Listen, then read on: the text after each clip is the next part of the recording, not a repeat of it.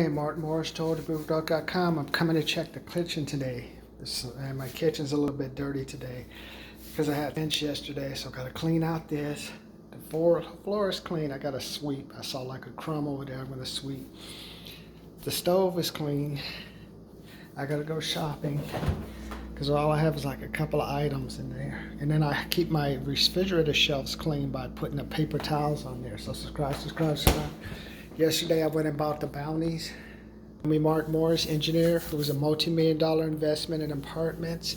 I've done rentals, I've done flips, I've done it all. Duplexes.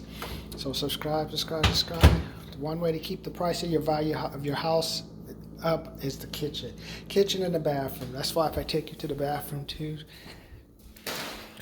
we're not doing bathroom. I already cleaned the mats yesterday. I washed them. Toilet soaking, tub is. So keep these two rooms in your house clean. Keep your value.